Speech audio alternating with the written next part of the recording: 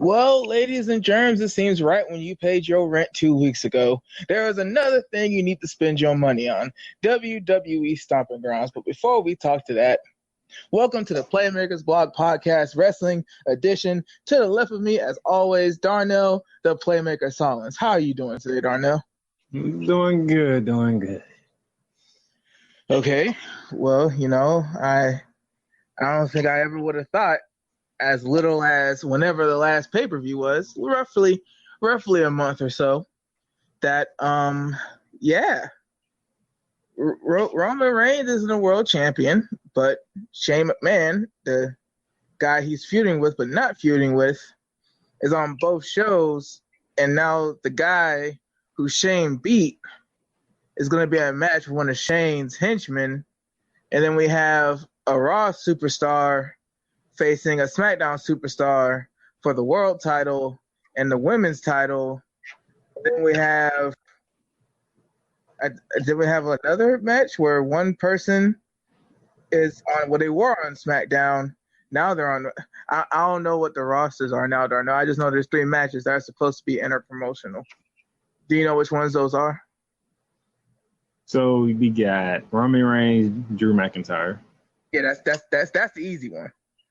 We have Bayley and Alexa Bliss. Okay, so 4. My bad. No, that's the SmackDown title. SmackDown Women's title. No. There's 4 because it'll probably throw you off. But there's actually 4 instead of 3. Yeah, I'm trying to look up the card right now. I literally almost forgot it was a pay-per-view this week. Like, I want you to say them out loud because I feel like that's going to be the perfect tone to start the show off with. That, and we're talking about, like, yet another pay-per-view. And, like, yeah. I mean, it feels like last year all over again. Yeah, we're not getting one, like, every 2 weeks, but, I mean, good God. It seems like as soon as they, like, really, really get into a story, we have TV on Sunday. At this point, that's what it is, Darnell, is TV. I don't get the pay-per-view feeling, especially now that everything's co-branded, even though there's supposed to be a brand split. Doesn't really feel like we're getting different things on these Sundays. All right, so here's what we got. Mm-hmm. Kofi Kingston, Dolph Ziggler, WWE Championship. That's 1. United States Championship, Samoa Joe, Ricochet. As the aforementioned, the SmackDown Women's title between Bayley and Alexa Bliss. That's 2. Universal title between Seth Rollins and Baron Corbin. Mm-hmm. SmackDown tag titles between Bryan and Rowan versus Heavy Machinery.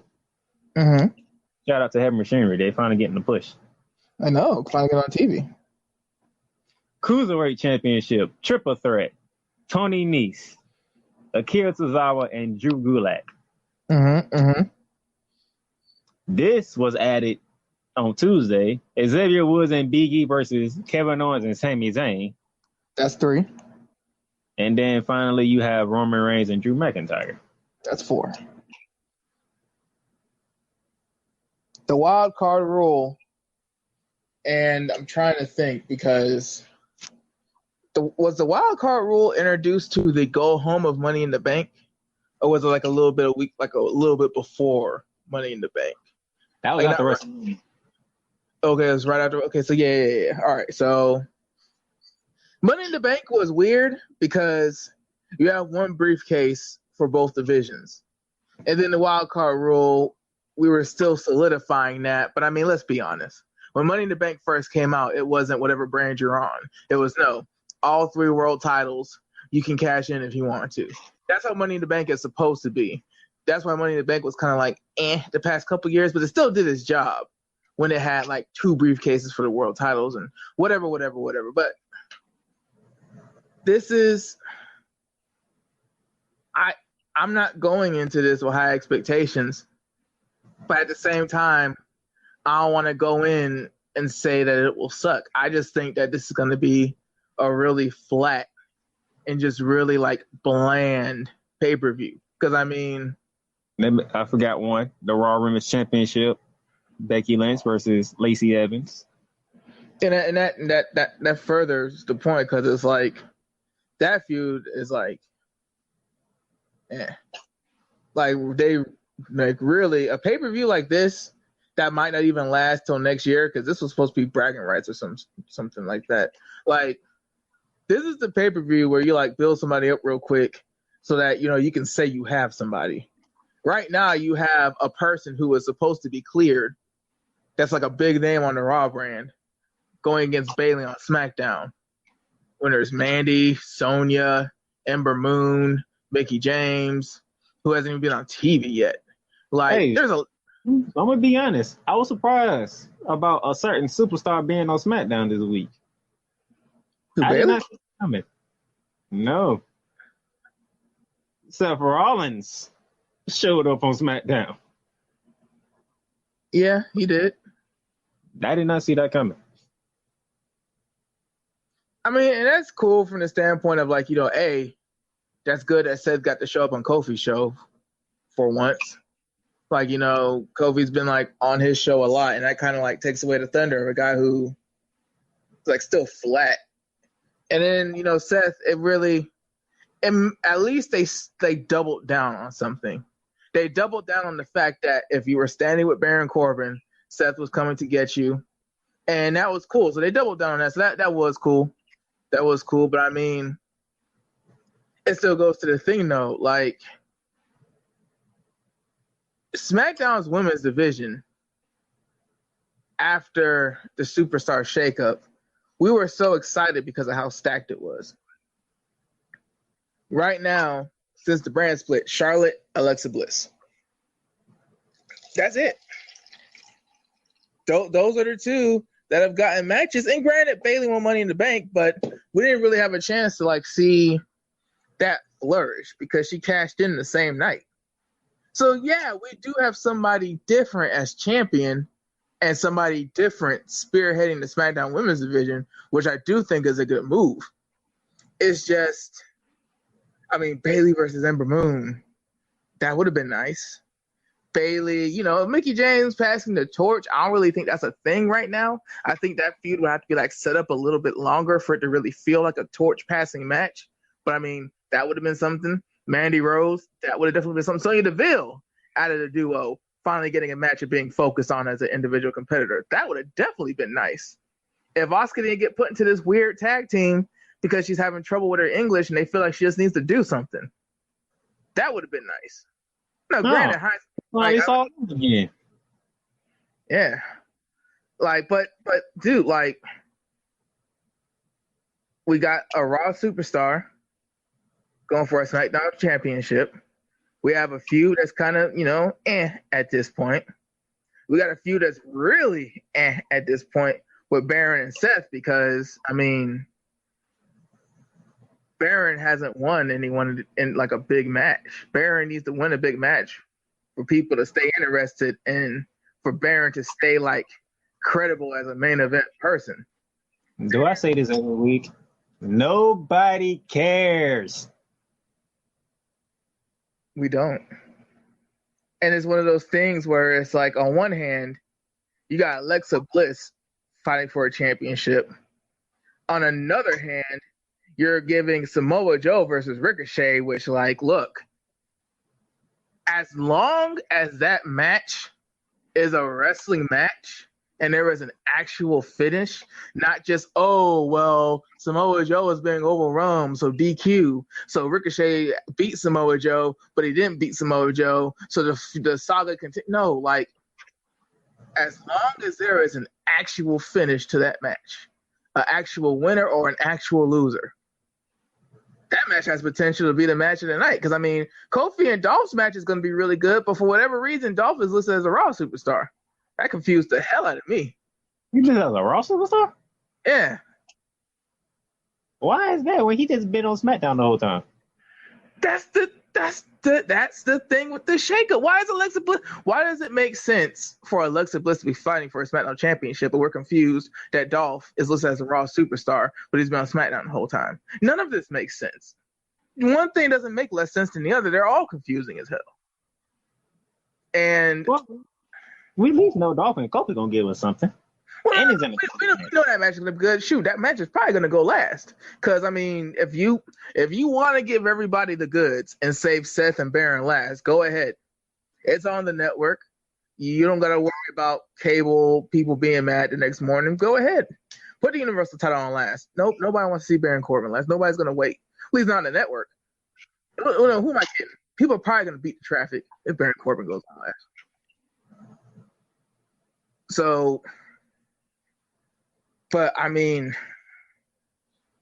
look, I honestly, the only match I see truly going on last, because Ronda's gone, Charlotte's gone, and Becky is going against Lacey Evans. The only match I truly even see going on last is Kofi versus Dolph. So as far as breaking down the pay-per-view, we can really start anywhere but that match. So where do you want to start So let's go ahead. They Cruiserweight Championship. So Tony Nese, Akira Tozawa, and Drew Gulak. from? Mm-hmm. Has Drew Gulak been a champion yet? No, but he was like real close. He was super close when Cedric Alexander was champion. You have two faces and one heel. Yeah. And one is a very... Here's the thing about this match, too. Tony's the powerhouse. Gulak is the submission specialist. And Tozawa is like the striker. So there's not really a dynamic of Drew being heel in the match and grounding the baby face. Like the baby faces for the most part are particularly grounded in this match. So maybe taking away the legs of Tozawa, maybe breaking down the arms in the back so Nese can't land any of those power moves. Like maybe they go with that dynamic, but that's I think this is one of the most interesting framework they've set up in a minute, because this will be the first Cruiserweight Championship match in a while where we're not going to see as much. We might see like power spots and like, striking spots, but we're not going to see like the high flying sequences that we usually do in this match.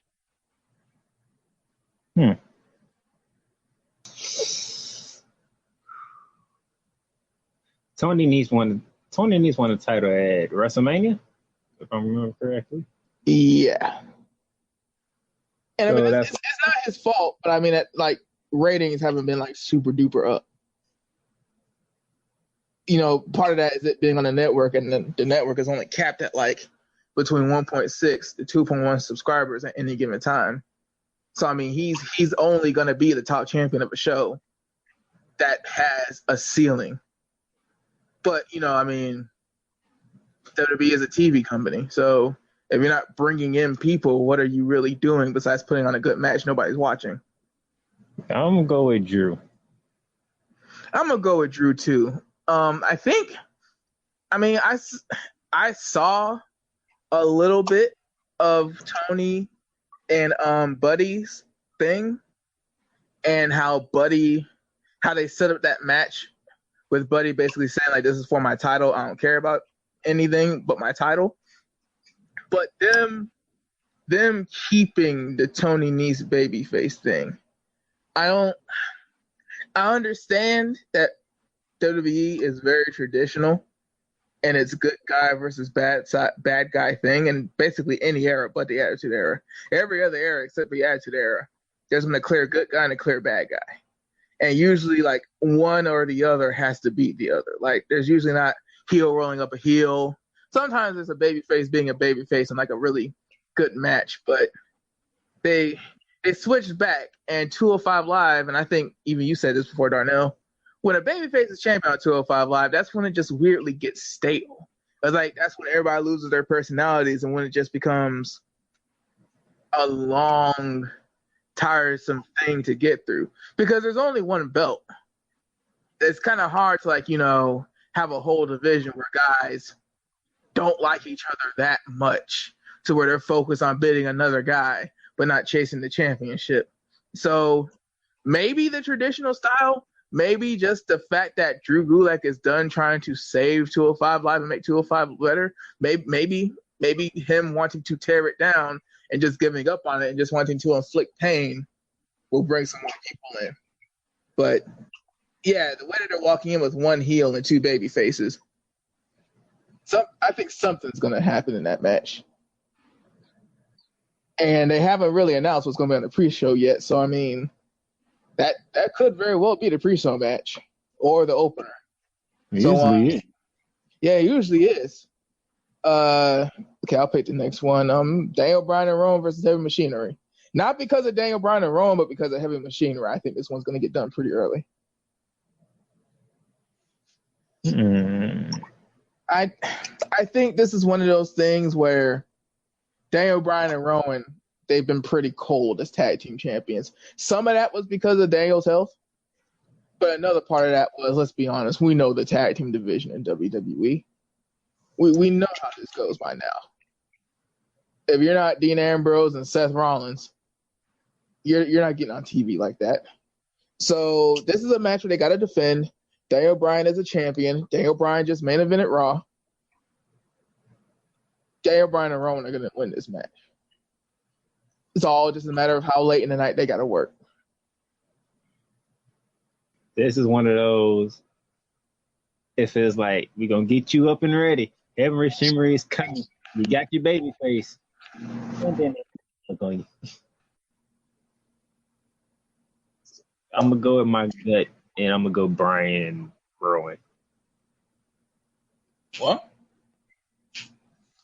It's just one of those, all right, we finally got one of the tag teams we've been waiting on. They finally going to get a push, and then they're just going to say, yeah, we ain't going to do it. Yeah, you know, they were here, and they were willing to lose, and they were willing to lose pretty badly because we have to kind of, you know, Rowan's a pretty big guy.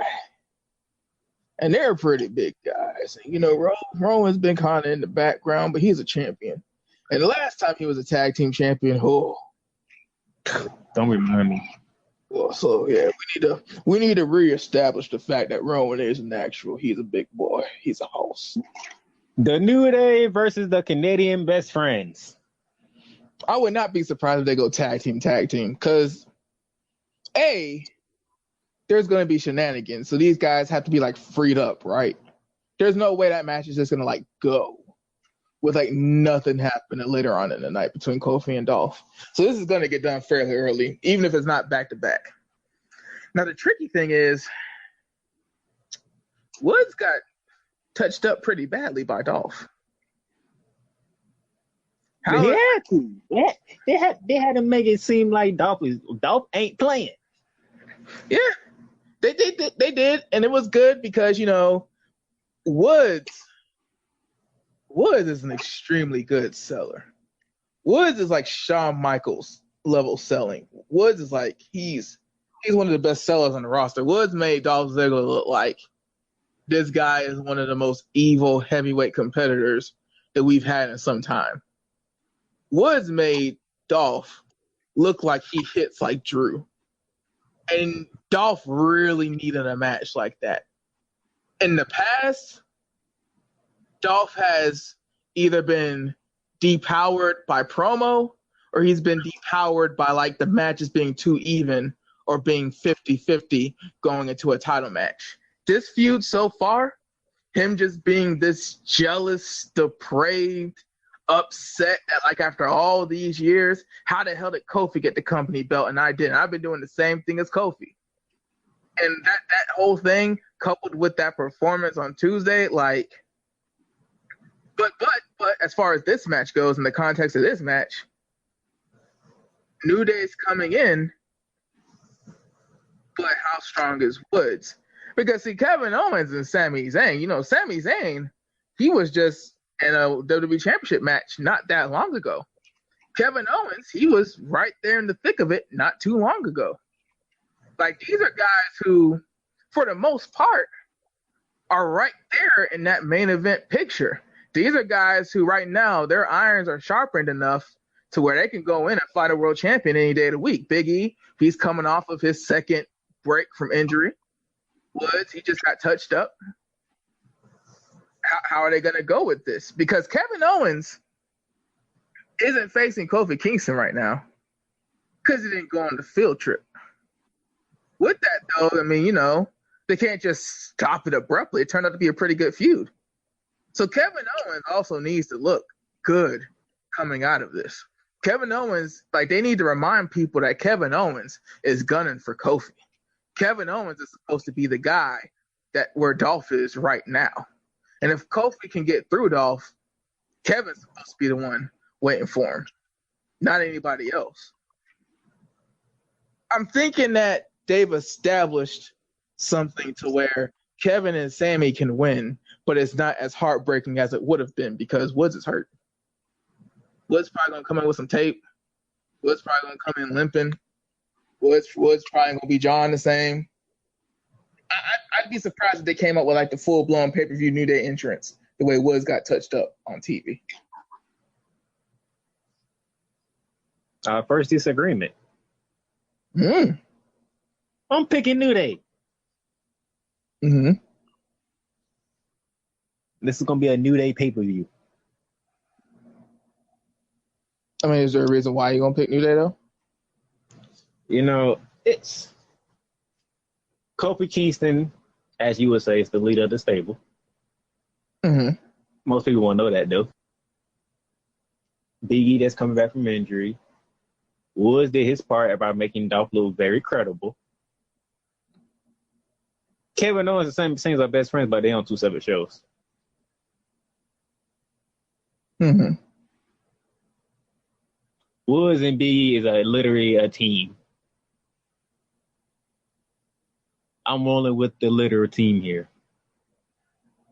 In the confines of WWE, you are correct. But that's one of those weird things where it's technically Kevin and Sammy are a team too. It's just WWE didn't introduce them that way. They kind of did, but they didn't. They're basically doing the same things they used to do. But I still 100% your point. The point is still taken. So, yeah, I mean, and let's be real. As far as being the first disagreement, the way that WWE goes, this is the type of match that you would probably want to disagree on if you're going for picks. If you're doing some kind of pick league or fantasy league, this is the game you want to pick against the crew with. This is going to be your tiebreaker. This is how you're going to beat the spread because who knows? Xavier Woods getting touched up that bad, he'll probably get the pin. He'll probably pin Kevin. So who knows how they do things. Let's see. Oh, okay. So we already picked two champions. Well, no, they had to do Roman Drew that early. Bayley versus Alexa. They'll probably let Becky go on later because Becky's Becky. So Bayley versus Alexa. I really don't think this is going to be how we test out the wild card rule theory. I don't think this is going to be the match. At least I hope this is not the match. Because Alexa Bliss, they really need her to help thicken up that division on Raw. They really need to establish the fact that there is an actual Raw women's division. I really hope she don't win this match. You looking at it from a Raw standpoint. I'm looking from a SmackDown standpoint. That's not a get, though. It's the wild card rule. There's no such thing as a get. There's no such thing as you won the championship. We acquired you. She's still going to be a Raw superstar, but with the SmackDown belt. I'm picking Bayley for the SmackDown reason. A, she just won a title not too long ago by cashing in. She really hasn't defended it yet. This is her first defense, if I'm correct. Then your SmackDown roster is ridiculous if you use them.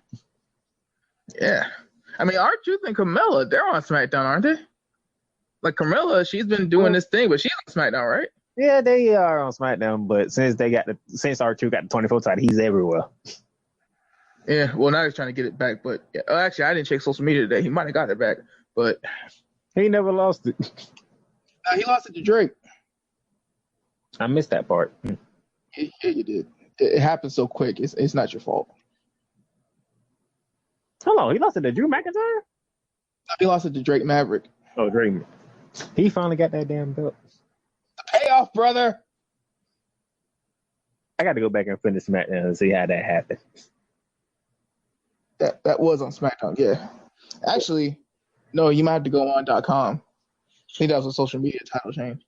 It was after Smack. Good gracious. Nope. It was on SD Live. Okay. It was. Because I'm finna say, he was in a tag team match with Miz. You'll be ashamed when you see how it happened. Just know that it did happen for podcast purposes. I'm picking Bayley. She just got the title. That's a whole full of roster of women on that SmackDown roster. I'm saying they're gonna make Bayley look credible by beating Alexa Bliss. So, I mean, that is gonna be a super big win. That's gonna be like a huge win. And again, like it's going back to the Raw reason. It doesn't hurt Alexa because I mean, okay, she lost to the SmackDown Women's Champion. She's on Raw anyway. Lacey Evans is gonna lose her match. They are not gonna have Becky Lynch go from the high of winning 2 championships in a triple threat at WrestleMania and going into SummerSlam titleless. There's no way that's going to happen. So Alexa Bliss is going to be right there. That's probably going to be the SummerSlam match. That's a marquee match right there. But yeah, Bayley. And I mean, they're not going to do it back to back, but I kind of made my pick. So we both picking Bayley and we both picking Lynch. Like,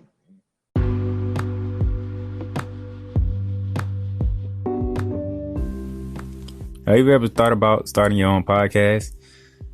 It's a long process. It's a hard thought out process. Yeah, I know. I was there from March of this year, thinking about how I'm going to do this, doing all my research, trying to get everything right. What platforms can we use and how we going to record it and how we going to make it sound good and make it all this happen. And then I came upon Anchor. The Anchor app on my phone, the easiest choice I could ever make to do a podcast. It's free to use. You don't got to pay for nothing. You can record episodes whenever you're ready. You can edit it and then you can release it when you want to. And you don't have to worry about trying to figure out how you're going to distribute it on other platforms because Anchor has partnerships with Spotify, Stitcher, Google Podcasts, Apple Podcasts, Breaker, Castbox, Pocket Cast, whatever you name it. Because the Playmakers Bar podcast is the podcast that I use. We are on all them platforms. We're on 9 platforms just by using the Anchor app. So pretty much all the questions that you have questions about doing a podcast, go to the Anchor app or go to the Anchor website, anchor.fm.com, and just search through it, ask questions. Because I tell you, a free app that does all this, there's nothing more you can ask for. I even got friends, they doing their podcast on the Anchor app. Faith Talk, you might have heard of it because it's very good. And it's great that it's an app like this, it's a website like this that makes it easier for people to do podcasts and do what they love best, talking about the things that they love to talk about. So give Anchor a try, see how much you like it. We'll love to hear your podcast.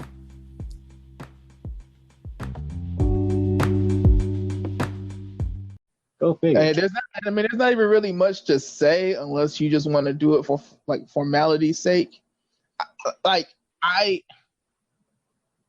did a really good job building her up from scratch after doing nothing but the catwalk stuff. I will give complete credit to that. But okay, now she's a credible person in the division. She's not going to beat Becky. And she's not going to beat Becky. We need to start looking towards SummerSlam. Well, since we just go ahead and get Biggs out the way, let me go ahead and both say we both picking Seth Rollins. And yes, Baron Corbin is because of you. Yeah, it's the same thing. Like, I know that we're talking about Stomping Grounds, but I'm just being real. At this point, I'm looking towards SummerSlam. You paid Brock for like 5 straight episodes of work, and I know that was a lot.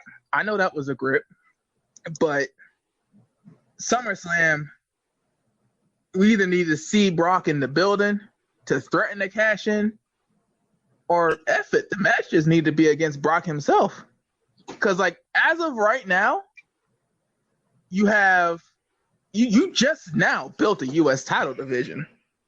Like, you just now did that. And you've put yourself into a bind because Roman Reigns lost to Shane. Now he's facing Drew. Drew's on Raw. If Roman Reigns wins this match, how is Drew going to be a legitimate contender for the Universal Championship? On the flip side, if Roman Reigns loses that match, what are we doing with what the heck is going on? Because we all know what the SmackDown main event of WrestleMania is going to be. But at the same time, it's like, how are they going to get to that point without just completely hot-shotting him and shoving him down everybody's throats with like an out-of-nowhere 50-50 push when he's going to lose like 2 matches in a major feud? Like the first major feud he's really had on SmackDown that they've built up over a very, very long and detailed period. So like, knowing that Baron Corbin is not going to main event SummerSlam on my television, Seth Rollins is the easy one. Knowing that Lacey Evans is not going to come into SummerSlam as the Raw Women's Champion on my television, that's an easy pick. And knowing that the Raw Women's division right now is basically those two that we just talked about, we know Alexa Bliss ain't coming in our TVs being SmackDown Women's Champion. So that takes us to the only championship match that we really, because of the championship it is, can actually go, Now, with the Cruiserweight Championship, we do think that a title change is going to happen, but that's because we know that when babyfaces become Cruiserweight Champion, it gets really stale and it gets really boring. And the quickest way to lose your belt is to be really stale and really boring. The United States Championship, however, Darnell, is cursed. You're either not on TV or you lose that thing quick as hell. Remember how hot R-Truth was when he was United States Champion? Remember how he was doing the John Cena motivated me promos and we thought we were actually going to get our R-Truth John Cena match? They did that promo for like 3 weeks and then bam, Samoa Joe came through. If it wasn't Ricochet, I would just be like, ho hum. But dude, when you talk about the crux and the ultimate negative of 50-50 booking and the theory of nobody's really down because nobody's really up, it's Ricochet, and if he loses this match. If Ricochet loses this match, that would be like at least the 4th championship match that he has lost this year. Could be more, but I know it's not less. Every time he's had a championship match, he's lost. Starting with the Gargano road to the Triple Crown. It was a fireball of a road, but, it happened. And it started with Ricochet. Ever since he's lost that NXT North American Championship, he L's. Big L's.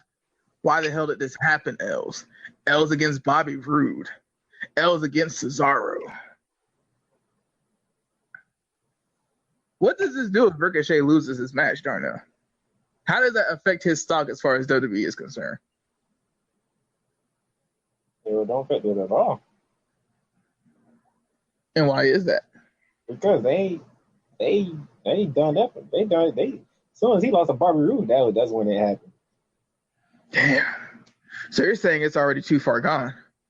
Pretty much like you lost to a changed version of Bobby Roode that nobody seen coming. Brother, I was holding out hope that there was still something left, but I can't say that you're wrong. For me, and the reason why I'm not even mad at Aleister Black being completely repackaged, you destroyed any credibility that young tag team had when they lost 3 championship matches in the span of 6 days. It wasn't even a full calendar week. They lost on Monday, they lost on Friday, they lost on Sunday. You had them lose 3 championship matches on major events. Go Home Raw, NXT TakeOver, WrestleMania. They lost 3 championship matches at major events in the same week. And then a couple weeks later, you break up the tag team and Ricochet loses to a Bobby Roode trying to find his footing. And his footing is being the second ever 24/7 champion and hiding the entire night. Ricochet lost to that guy. I was hoping there was something left, but I can't say you're wrong.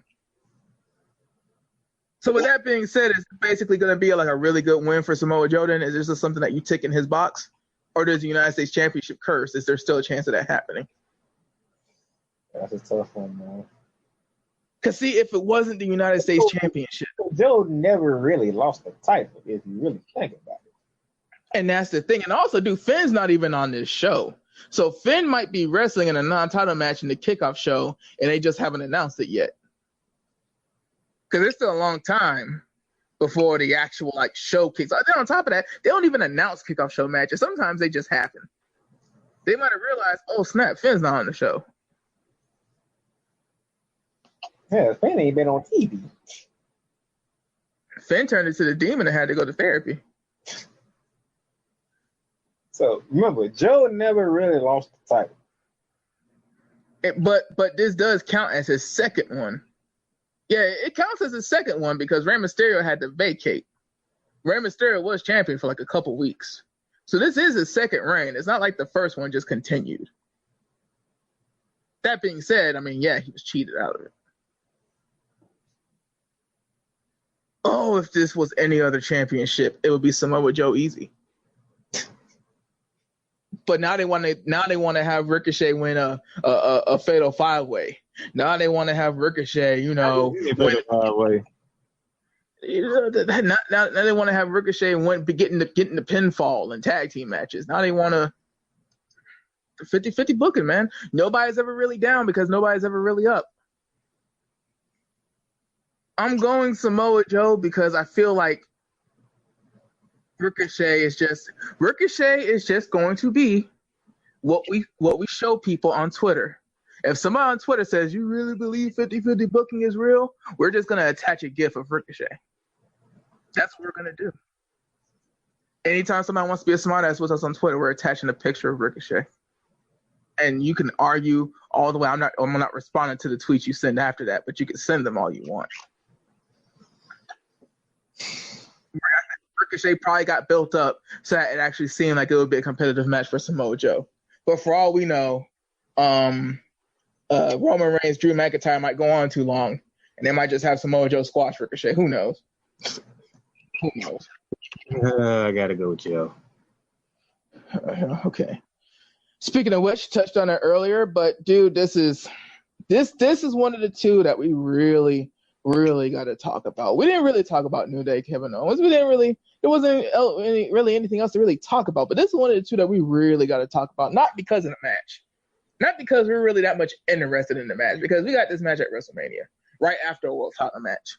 We got to talk about this match because it puts both men in a terrible spot as far as their character storylines go. If Drew loses this match, it establishes him as one of Shane's henchmen. And it basically says the end game of this feud is Roman versus Shane. If Roman loses, he can't beat Shane or Drew. And what is he doing? I hear where you're coming from. You made some valid points. But Drew McIntyre is losing this match, and it's not going to hurt him. How do you figure? I figured it's because with the rumors going around that somebody's going to be WWE champion in the near future, got me thinking how this person is going to get that title. There's no shame to losing to Roman Reigns. We all know Roman Reigns is supposed to be the big dog of the WWE. He's still the guy, just not in the limelight. But let's be for real. If anybody looks at Drew after he loses to Roman Reigns any differently, y'all is sadly mistaken. I see this as, people might see this as, this is the way to help Shane to become even more prominent in Euro. But don't you think at the same time, when Shane comes out and you see Drew McIntyre, you know hell's coming your way? Heath does now. Now, if you see alive, you ain't worrying about it. If you see the revival, you ain't worrying about it. Oh no. But when you see Drew, hell's coming. So are you basically saying that this won't hurt Drew because he's basically, with this loss, yeah, he'll lose, and yeah, he'll be taking a step back for a moment, but he'll basically be established as Shane's Diesel and not just Shane's, Singh brothers or anything? Yes. You're basically saying he becomes Diesel after this loss. Yes. I didn't think of it that way. When you see Drew, you better be ready for anything that comes your way. Honestly, didn't think of it that way. You know why? Because it's been a very, very, very, very long time since we have had the combination to make us believe that there is going to be a next Shawn Michaels Diesel. Big E was just coming up from NXT, and Dolph Ziggler was Dolph Ziggler. We always knew that Dolph was going to hit that ceiling because of his size. And we always knew that, he was just never going to get that because he was injury prone. With Brian Kendrick and Ezekiel Jackson, that was in a time where small dudes were not getting anywhere near even the mid-card title picture. And Brian Kendrick and Ezekiel Jackson, he tried to be more serious after the tag team breakup, but it just didn't fly. And there's somebody else I'm missing that was super recent. Oh, the one that's going on right now, Daniel Bryan and Roman. The problem is, Shawn Michaels and Diesel, something happened over time to where you realize that, wait a minute, Diesel ain't just some enforcer. Diesel is a top guy. Diesel is a top guy protecting the top guy. Right now with Roman, Daniel Bryan definitely is a top guy. But Roman, we still look at him as a tag team specialist. We don't look at him as somebody who was, knocking dudes down and then got hired by Daniel for security. Rowan is somebody who was in a tag team, recovered, and Daniel Bryan needed somebody with him. This would be the first time, though, that we have an opportunity to have a legit Shawn Michaels Diesel duo, because they've been doing this since October, and I'm not even saying that they've been successful at it. But dude, Shane McMahon just beat Roman Reigns at a pay-per-view. And with that, who? Diesel.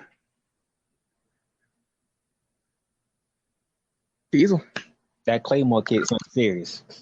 Yeah, because people and Darnell, people got to remember, pre-Attitude Era Shawn Michaels, when the Heartbreak Kid was people got to remember, early 90s, late 80s, dude, if you weren't over 280, you were undersized. Now think about Shawn Michaels being listed at 230. Oh, Diesel was putting in work. Shawn wasn't beating all of those dudes one-on-one. So I mean, I can see it, because they're gonna have to do a lot. They're gonna have to do a lot. They're gonna have to do a lot to Big E and Woods neutralize them. That would be a lot. And also, they'd still have to do more to establish how Shane right now is the best option. And like I said before, I said that if Drew loses, Shane's going to be established as the best option, but I was not thinking about the Diesel thing. That is actually something genuinely new to me. That almost makes me double down. In fact, it does make me double down that Roman's going to win this match. Because if Drew wins this match, it puts a huge monkey wrench in that dynamic. Why am I protecting you? I can beat Roman too. If I can beat Roman, I can beat Seth. And you don't really want that. You don't really want that plot hole. So who are you picking then? I'm picking Roman. Well, okay then. Because they say Roman over there for a reason. Roman ain't on SmackDown just to be on SmackDown. No. They're redoing everything from scratch. They tore up the book and they're rewriting it. So with this move of Fox is still coming, because I haven't heard nothing about Fox canceling. So yeah, you gonna need your top guy to get some wins under his belt. He doesn't have the top title, but he's still the top guy. So you need to just go ahead. You in June, SummerSlam not that far away, and then before you know it, October is here. And October is interesting because October is a month before Survivor Series, and after Survivor Series, it's the road to WrestleMania. That would be the perfect time for Roman to start getting hot. So yeah, okay, and this one, the main event. Yes, this one is super interesting because Sean Ross Sapp of Fightful.com kicked out an enormous stat.